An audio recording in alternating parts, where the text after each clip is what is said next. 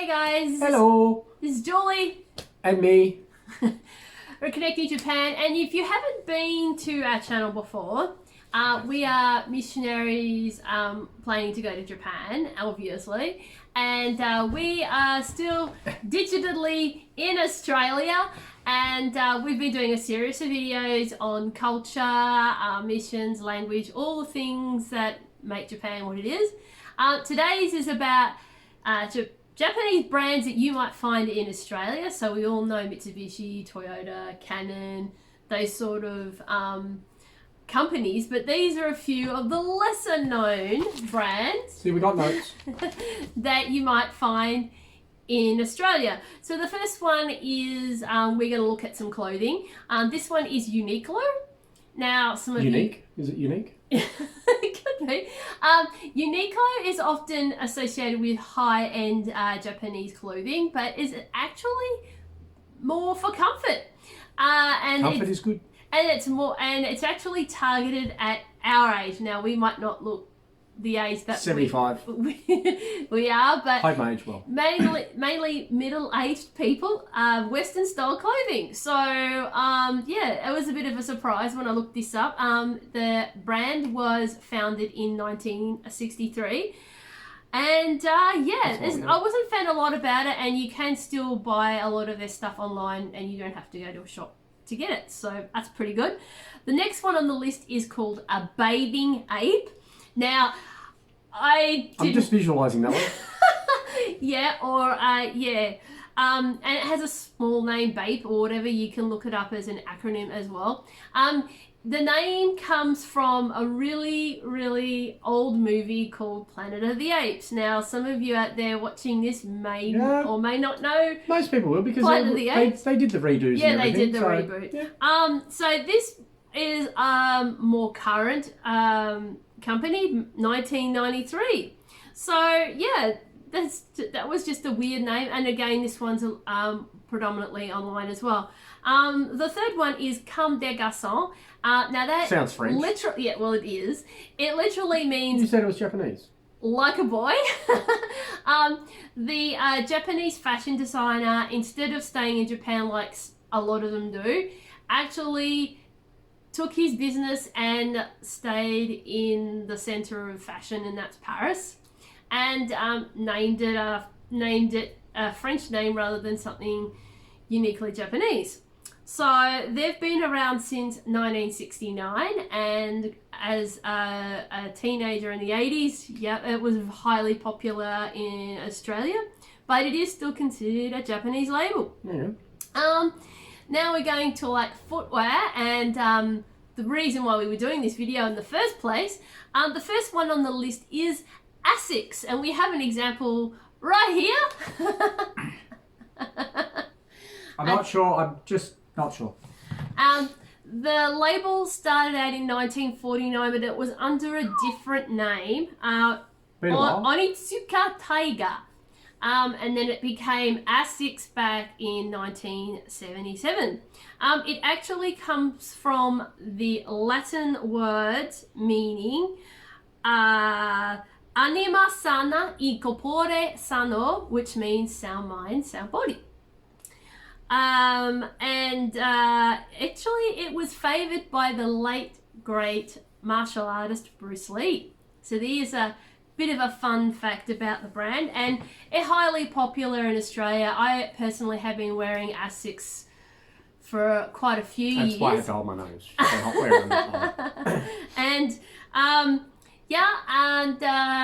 that's the reason why we did this video, because we found another brand that even suits my foot even better than those. Yeah, hang on. Called This one. Mizuno.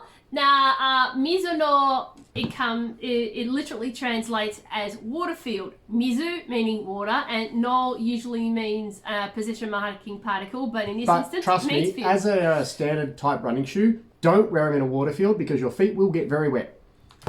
And if you can also see the bottom of it, the design is really, really well done and well big painted. hollow section here. Maybe that's for all the water. I don't know. Yeah. Great shoe. And we looked up their website, And apparently they had this huge philosophy about promoting sports and how sports promotes happiness and all that sort of thing. And the brand itself has been around since 1906. So, you know. Wow. That's over 100 years old. Yeah, it is actually. Now, the next part of it, we're going to talk about Japanese drinks. Now, if you've seen our video that we did, Ramune? Japanese drinks in Oz, which we will put somewhere up in... we're not even going to guess. It'll be somewhere. In this corner, somewhere up here. No, I said this corner. Well, it'll be up Or there. maybe just right here. So Okay, so if you've checked that these are, we've alluded to some of these brands briefly in that video. The first one on our list is Asahi. If you are on our Facebook page, you will have seen that we did a little clip of the Japanese Summer Festival, which we showed the beer garden that Asahi and another beer brand that we're going to talk about a little later featured heavily in it. So they've been in Australia since 2009, but of course they've been around a lot longer than that. Number one beer in Japan, and they purchased Carlton United Breweries back in 2020. So there you go. I'm turning the page. So, and they've also purchased Schweppes in 2009. So, yeah. But Schweppes is still non-alcoholic though. So don't think that they've made the Schweppes alcoholic just because they're a beer company. So there you go. A lot of the Japanese beverages are now making huge inroads into Australia. The next one is Suntory, which we talked about in that same drinking video with the coffee in the can. Now, if you didn't know, we're only going to touch on a very small thing here. Coffee in a can is just huge in Japan. I mean, anyone who knows anything about Japan knows vending machines are massive over there, and they have all different sorts of coffees. Like, I've looked up some stuff and it just goes on and on. So we're just going to touch on what's in Australia, which is the Suntory Boss Coffee. You can find it around at service stations and supermarkets. Yeah. They've got 3. They started with 2. They've now gone to 3 flavours. So we'll see what happens in the future. But there's the black. No. Some people might like it. Don't get me wrong. Just definitely not my taste. Then there's the standard latte one, and then there's the iced vanilla latte, which is very mild. It's quite a nice tasting one. So yeah. But once again, everyone's different taste. But for me, the black one was just, it was nasty. So yeah, they're cold brews. Japanese places are not known for making great coffee. So if you're going to visit Japan one day when we're all allowed to do that, I would highly recommend being very careful about trying different coffee blends, because coffee is not a favoured drink. Tea is their number one non-alcoholic drink. So next one is Suntory. It's the 4th largest beer in Japan, and Sapporo. Which is why don't get me wrong. Which is why we're talking about the Boss Coffee. And they also collaborated with a biotech company in Melbourne to create the very first Blue Rose back in the 1990s. So there you go. Blue Rose. So, By a drink company. Yeah, there you go. So one thing Japanese companies do that's highly innovative, they collaborate with all sorts of things, and they see a project and they think that it's amazing, and they just have the funds and everything to run with it, I guess. So the next one on our list is Sapporo. Sapporo is the 3rd largest. The reason why we don't mention the 2nd largest one in there is because it's a subsidiary of one of the others. Sapporo... That's cheating. Yeah, I know. Sapporo also is sort of a really big... They're sort of like a Coke versus Pepsi thing. So there's a big rivalry between Asahi and Sapporo.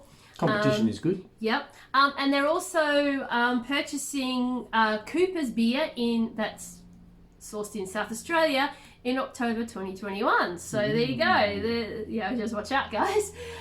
So we're not beer drinkers, but I know there's a lot of people out there that really do enjoy these. So and then obviously we went, if you've been friends of ours on Facebook or Instagram for a while, that you also know when we're talking about eateries, Okami is the number one Japanese franchise, for want of a better word, in Australia. Yeah, there's And about yeah. 22 in Victoria and 42 in total between Yep. Victoria and New South Wales. Yep. They haven't, that's as far as they've expanded at the moment, but with 42 in that sort of space, yeah, they'll probably keep growing and they'll probably keep moving out. So, yeah. So they can be found from anywhere in Hampton, which is in northern parts of northern suburbs of Victoria, all the way to Newtown in South Australia.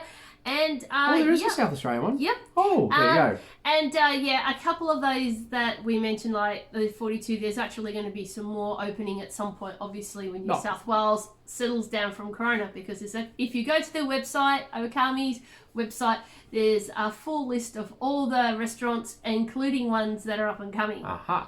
That makes sense. The other one is Sushi Train. Now, I know people that have actually eaten a Sushi Train and they really like it.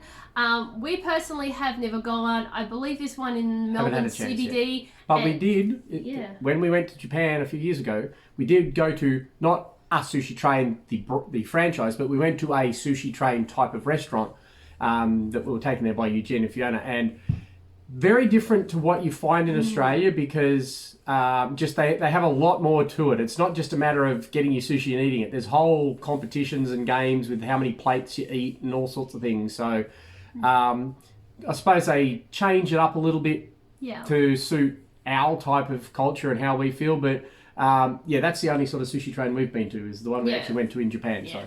And even in Japan, there are a couple of franchise restaurants in Japan, but more often than not, if you eat at an individual restaurant, and it's up to you. If you do go to one of these conveyor belt sushi restaurants, it's wise to order it, not take off the conveyor belt, because you don't know how long it's been there. That's just a little hint word of warning.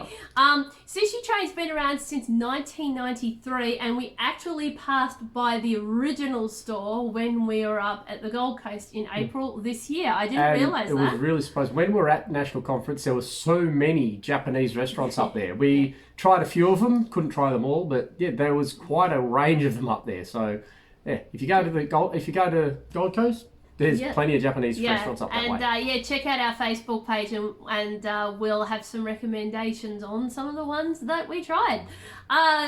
So they've got about 50 franchise restaurants in Australia and 2 in New Zealand. So that's all the Japanese brands in Oz that we know about. There are plenty more. If you know of any that we've missed, leave a comment. Let us know. I'll just stick this back on her foot. In the box below. An honorary mention of one shopping mall, that a really famous one that we had in Melbourne, was Daimaru. Hi. I guess it was a little ahead of its time, and it didn't quite take off in Australia, which is a real shame, because Japan was still not much on the world stage, or even much on the tourist minds either at that point. Now, if they had started something now, maybe it might still be here today. And the only other one is Daiso. That's one of our favourites that we've mentioned in quite a few videos. As they call it in Japan, the 100 yen shop. Yep. Because basically it's, I don't want to put it the same, but it's like a reject type shop. It's all cheap little items, but anything from this little bits of clothing to food to cookware to stationery to... Basically, if you can think of some kind of weird little item you might find in an odd shop, then it's a chance you might find it at Daiso. Yeah. And we only have them on one level here. In Japan, of course, they're on multiple levels, but they're not the only shop of its kind. Don Quixote is the other big brand of shop of this type in Japan. So we hope you've enjoyed the video. In a matter of days, we'll be going to have our Pan Asia Conference 2021. Please check it out on ACCI's Missions and Relief, and we'll leave the information of that in the box below also. And make sure you get a watch party together, and also get to check out what we're doing on the Thursday, the 5th of August at 1 p.m. Australian Eastern Standard Time. So have a great one, guys. Not sure what we're going to do for our next video, seeing as our We'll schedule do has something. been changed. Yeah, we'll do something. We'll find something. And Trust me. we may just hang off until Vic State Conference. We you might never even know. just find some more weird Japanese foods to eat, because trust Yeah. me, there's plenty out there. Yeah, we might just do a brief videos on that. But until that time, thank you so much for watching. 400 likes on Facebook, guys. Yeah. Thank you so much. And also check us out on Connecting Japan at Facebook and Instagram. Now we at Connecting Japan Ministries, okay? Not just what we're wearing. Well, if you search Connecting Japan, you'll find us anyway. Yeah, and Trust me. connectingjapanministries.com for our website. So from all of us here at Connecting Japan, we'll see you next time. Jamate! Bye.